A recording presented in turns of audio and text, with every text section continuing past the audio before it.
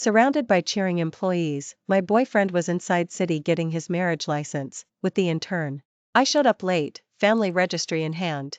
Through the door came whoops of delight. Keegan manned up and actually married Naomi. From now on, Nana's your wife. Someone puzzled aloud, but what about Serena? She's waited for you forever. Keegan laughed. Then let her keep waiting. The registry slipped from my fingers. I speed dialed a number. I accept. Come pick me up in a few days. Before we go on, hit subscribe and tell us in the comments where you're tuning in from.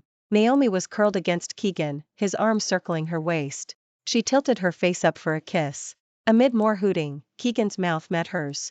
I pushed the door open. Keegan jerked away from Naomi, panic flashing across his eyes. Then annoyance took over. Why are you here? Why am I here? We had agreed, today was our license day. His question was so absurd I almost laughed. We'd grown up side by side, in love for more than a decade. For him I'd turned down a fat overseas offer, skipped holidays with my parents. Back then he vowed a dazzling future for us. Yet at the finish line he changed his mind. I slid the engagement ring he'd given me off my finger and pushed it onto Naomi's. You guys forgot the ring, right? I brought one. 3 months ago he had the ring custom made and proposed. We checked the almanac and picked today for the paperwork. Seeing my thundercloud face, he muttered, I lost a bet, had to pay up, so. I didn't speak, I just stared at him, tears pooling. Naomi's cheeks were flushed, fire engine dress on her body, a gauzy veil in her hair. She looked every inch the blissful bride. She waved the still warm marriage certificate, gloating, Director Serena, it's only a game, lighten up. Then she caressed the ring and smiled. Thanks for the wedding gift. Don't be sour, snap a picture of Mr. and Keegan for my Instagram. She looped an arm through Keegan, struck a pose, and waited. I stayed rooted. Coworkers rushed to smooth things over. I'll take it. In the photo Naomi beamed. The next second her face crumpled and tears fell. Director Serena seems furious. What did Nana do wrong? Keegan tucked her close, the last trace of guilt gone, and scolded, Serena, what's your problem? You scared her, apologize now. Apologize? I've been apologizing for years.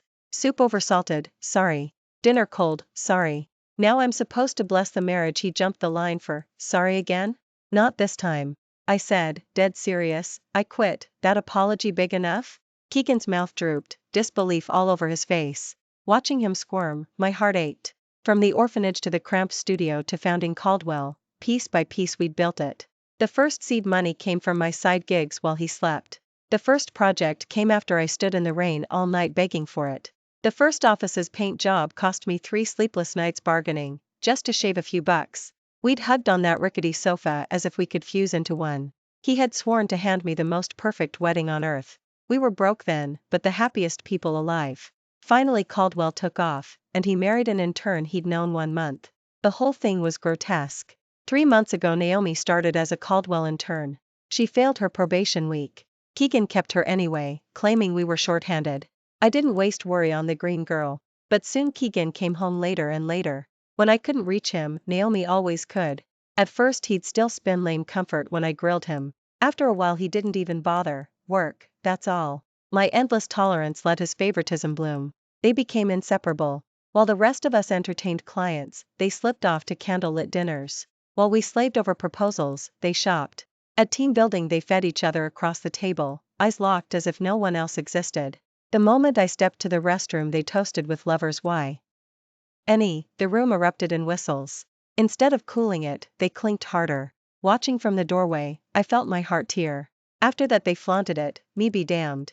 On the office sofa he rubbed her feet, she massaged his shoulders. Sharing bubble tea, they swapped straws without a blink. The soup I simmered all afternoon he spooned straight into her mouth.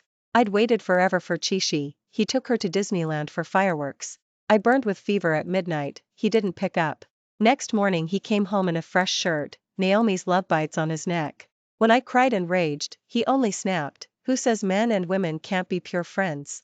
Grow up and stop thinking dirty. A boss close to staff is smart, loyalty beats poaching from rival Caldwells.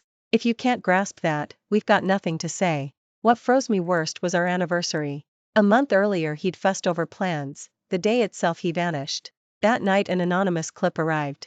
On screen, he and Naomi kissed at a gala, the windows framing the blue fireworks he'd promised me. Every employee was invited, except me. In the clip he stroked her cheek, gentle and lost in the kiss. Naomi pulled her dress lower, pressing bare skin to his chest. They gazed, they whispered. Keegan murmured, "Like this party?" She nodded like a delighted kid, "Love it. I love you." The room popped champagne, cheering. Naomi lay her head on his chest. "Let's make today our anniversary, celebrate like this every year." Keegan hesitated, then nodded.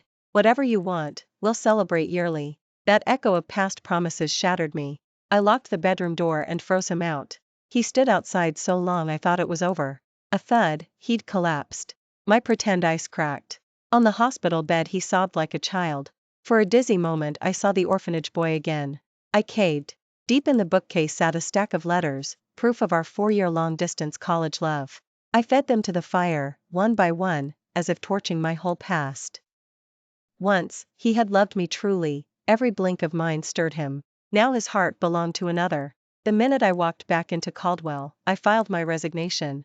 In the office, Keegan glared at the spot where I was about to sign, jaw clenched. "Serena, you're quitting over a joke? I thought what we had was solid, that your bond with Caldwell ran just as deep." I tugged at the corner of my mouth in a bitter smile and slid the letter of resignation closer to him. "Sign it, Caldwell." He exhaled, shame tipping into rage. "Fine, just don't come crawling back." For the next few days Naomi flooded Instagram with couple selfies of her and Keegan. "Ship us, we're adorable," she captioned every shot, and Keegan liked every single one. I knew it was his tacit permission, his favorite new way to jab at me, to force me to my knees. Old me would have stormed into his office screaming. This time I stayed eerily calm, so calm I even double-tapped one of Naomi's posts. I drove to the lakefront mansion we once shared and began packing. Pictures from our honeymoon phase, the train tickets we hoarded from college weekends, the wedding gown photo still hanging in the hallway, the first silver promise ring he gave me, the hand-drawn portrait he sketched of me in freshman art class. 14 years of love filled 2 whole suitcases, yet anything dated after last year barely covered the bottom. I dumped the lot into a fire pan, struck a match, and watched our memories curl into gray flakes. Tears I couldn't stop rolled down as the flames danced. Just then a WhatsApp from Keegan popped up. He needed me back to countersign the final project contract. Caldwell was the baby I'd nursed from crib to balance sheet. I couldn't watch it trip at the finish line. I agreed. Next morning I pushed open the conference room door. Only Naomi sat inside, waving cheerfully. "Keegan asked me to lock this deal down with you. I've already signed, so you're free to go." "What? Done?" This project was brutal, no way she closed it overnight. Frowning, I reached for the paperwork. She hugged it to her chest first. "You don't work here anymore." "Why peek at confidential Caldwell files, industrial espionage, much?" "I told you, ink's dry. You may leave." I turned. I'd barely reached the elevator when Keegan grabbed my collar and yanked me back. "You think resigning is enough? Now you want to torch Caldwell too?" His roar left me stunned. He slapped the contract against my cheek. "Read it yourself, I'm not breaking even, I'm hemorrhaging money. Feel like an idiot yet? You've got the experience. I asked you to hold Naomi's hand, and this is how you serve Caldwell?" I lifted the file, flipped to the numbers, and my stomach dropped. 2 zeros had vanished. I looked at Naomi. Tears slid down her face in perfect little pearls. "Keegan, please don't blame Director Serena. It was an accident." "She didn't mean an accident?" "Why not add 2 extra zeros by accident, then?" "Stop defending her. She wants me ruined, period." With that he backhanded me. I crashed to the carpet, cheek burning. Where no one could see, Naomi's lips curled in triumph. "It wasn't me." I rushed out. When I arrived she'd already signed. Keegan let out a cold laugh. "Naomi sticks up for you and you repay her by screwing up the contract and pinning it on her. Look in the mirror, you're a mess." I shook my head frantically. He clamped a hand around my throat, eyes bloodshot. "You want me back to square one? Caldwell is my life's work, how can you be so vicious? I believed you'd never harm Caldwell, no matter what." "Serena, you've opened my eyes today. After this signature my year's toast." "You ruthless." Hatred poured off him, no trace of warmth left. My lips trembled. I really didn't. Tears of injustice leaked from the corners of my eyes, but he wouldn't listen. Next second he slammed my head against the wall. Blood seeped from my forehead. I whimpered, begged, but he didn't relent. Once, twice, a third time. Before blacking out, I caught the icy look on his face as he told security, "Drag her to the old gravel pit. Let her learn the price of betrayal." I woke in pitch darkness, distant growls circling. A gust of wind raised every hair on my skin. I sat up, hugged myself, terror flooding in. I staggered to my feet, my heel snapped with a crack. Agony shot through my ankle. Biting back a scream, I yanked off the pumps and limped barefoot. I patted my pockets, no phone. Downtown was at least 10 miles away, was I supposed to walk? I shuffled 2 steps and glass sliced my soul, the pain was blinding. I pressed the wound to slow the bleeding. At that moment male voices drifted over. That's Serena, right? Keegan sent us to teach her a lesson. 5 of us, plenty to keep her busy tonight, haha. Someone cracked his knuckles. Heard she's silky smooth, gonna be fun. Come here, babe, I can't wait. I screamed, fought, but they dragged me into the woods, my clothes ripping away like paper. A palm clamped over my mouth while fists landed left and right. A tree branch whistled down across my back until I stopped moving. Ready, boys? Hot piece like this, waste not, want not. Everything spun, then went black. I came to in a bed at Estes Hospital, nurses chatting nearby. Same world, different fate. This one's half dead, no family around, and the doctor got pulled for a paper cut on Ren. Caldwell demanded every specialist for her. Soon music floated through the window. I opened my eyes, a hot air balloon rose outside, Keegan and Naomi locked in a kiss inside it while staff applauded on the lawn below. Gorgeous couple, meant for each other. The other day Naomi mentioned offhand she wanted a balloon ride, and Keegan imported a whole foreign crew overnight. Naomi's living the dream. Poor director Serena gave him her best years. Careful, Mr. and Caldwell now, marriage certificate signed and sealed. Think Serena's holding out for him to divorce Naomi and remarry her? Definitely. She's crazy in love. Sam. She planted the tree, won't let anyone else enjoy the shade. I'd begged Keegan countless times for a balloon ride, he called me childish. Watching them, I felt my heart bleed out. The man out there wasn't my Keegan anymore. I squeezed my eyes shut. 3 days later someone checked me out and helped me into a Porsche waiting at the curb. Those same days Keegan called Serena nonstop, straight to voicemail. He figured she was sulking somewhere. For some reason he couldn't concentrate, the image of her begging him to believe her kept looping in his head. The longer she stayed gone, the edgier he became.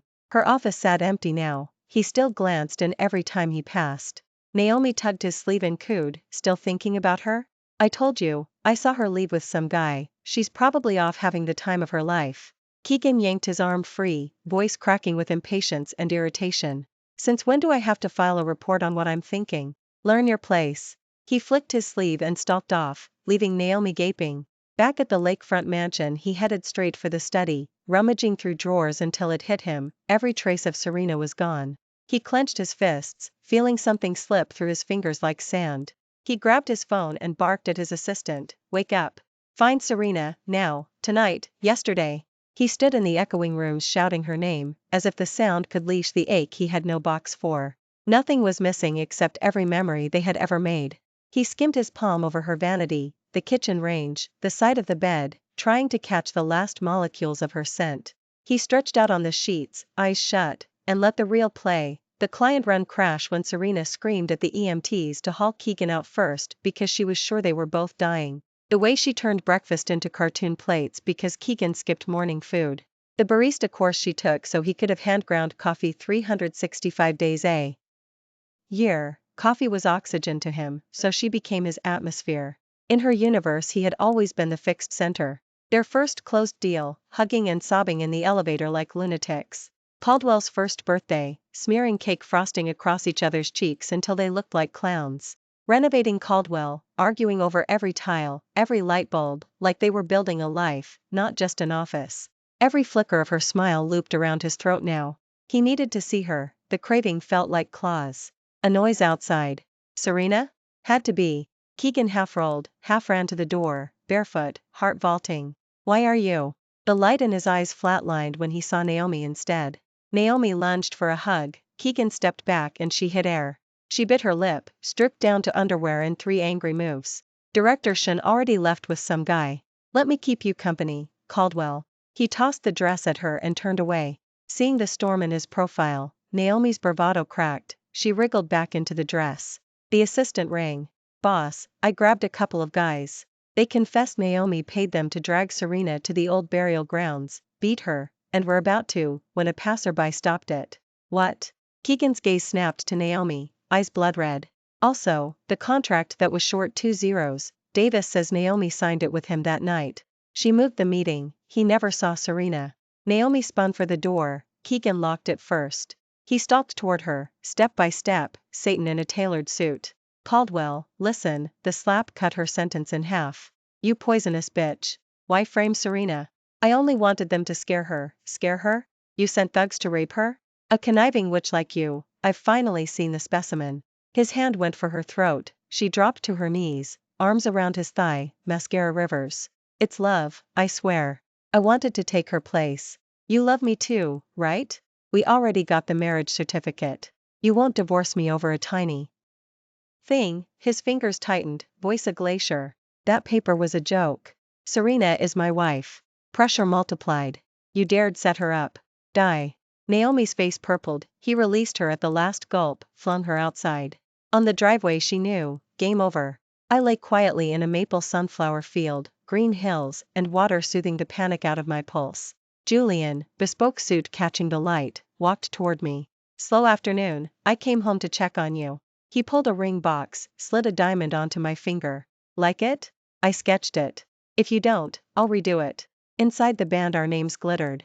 I love it.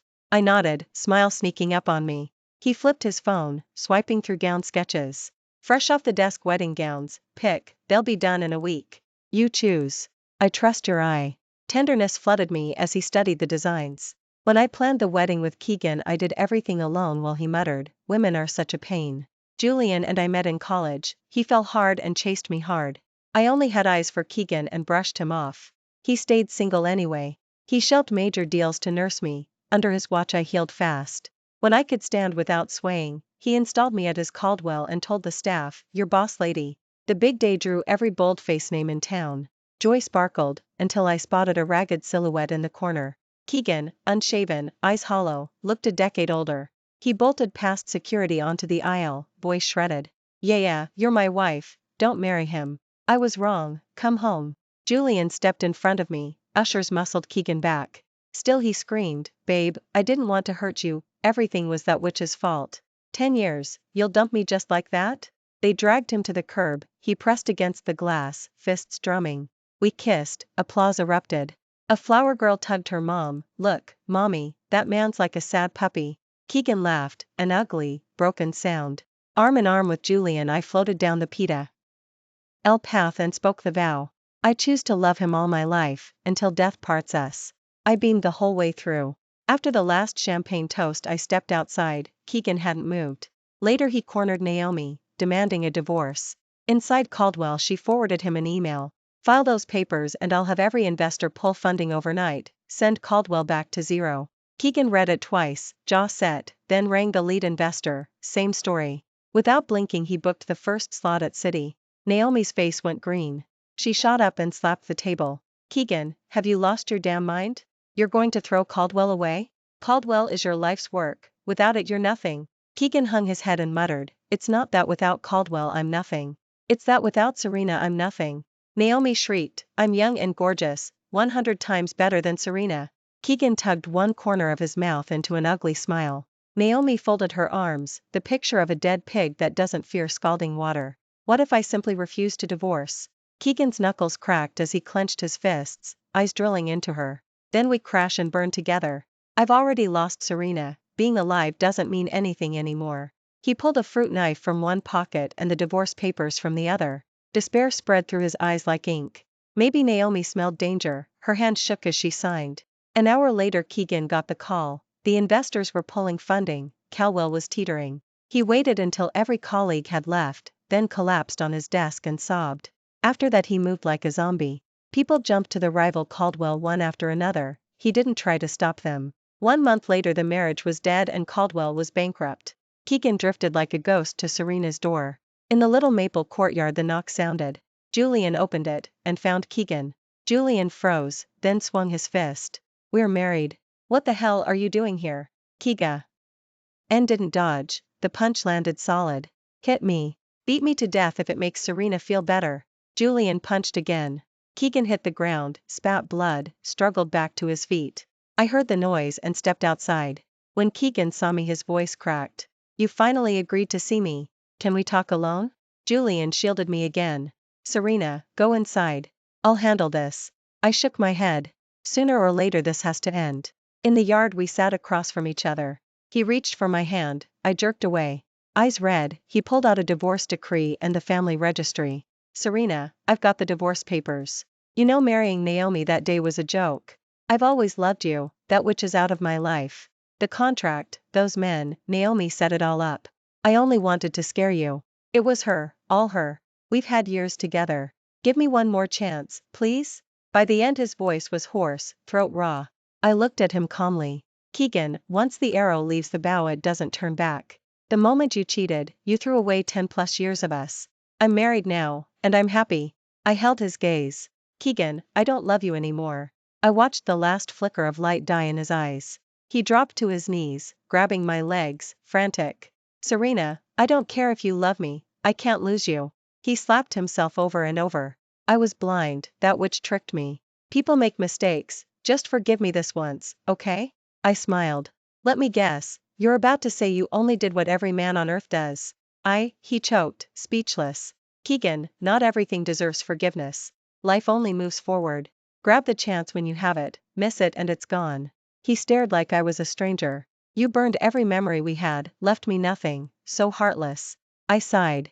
I lit the match, sure, but you're the one who wrecked us. When the love's dead, memories are just ashes. Keegan, move on. Honestly, you and Naomi are perfect, toxic matches should stay glued together. His hands trembled, Ace bloodless. I stood and swung the gate wide, pointing.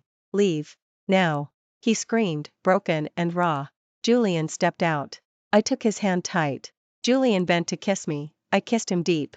Keegan stumbled away while we held each other. Word from old coworkers, Keegan and Naomi got back together. That night Naomi lured him to Rusty, claiming she had something of mine. She drugged his drink. When the drug hit, they slept together. She snapped revenge photos and threatened him. Marry me or I post these. Serena will see. Hearing my name, Keegan panicked. He agreed to live with her, no wedding. Naomi saw room to wiggle and dropped the hard push. Soon they shared the cramped studio. Naomi thought Keegan was loaded, that the dump was a test.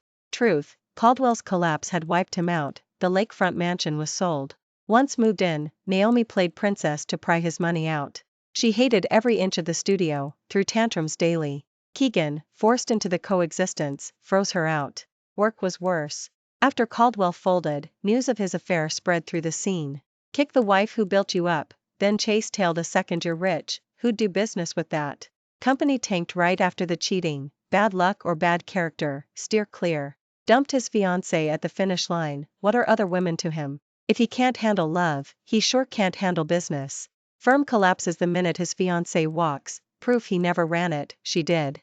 He begged every former partner for a lifeline, nobody bit. He deflated, depressed, anxious, a walking shell. Naomi fought him every single day. Finally, after the 108th screaming match, he snapped. He grabbed the fruit knife and plunged it into her, again, every slash lethal. When she stopped breathing he kept stabbing. Police dragged him away, doctors ruled him schizophrenic. Criminal punishment was waived, but he'll spend the rest of his days inside the asylum. An old colleague messaged, since losing his mind he keeps calling my name, asking if I'll visit. I said no. Let the past stay buried. Only the one beside me matters for the rest of my life. I put the phone down, walked up behind Julian, and pressed my face to his back. He turned, pulling me into his arms as if to fuse us together. Under the sun Julian took my hand and walked on. Ahead of us waits the beautiful future. Thanks for listening to tonight's story. If you liked it, hit like and share with friends. We'd love to hear your thoughts in the comments. Don't forget to subscribe for more stories. See you next time.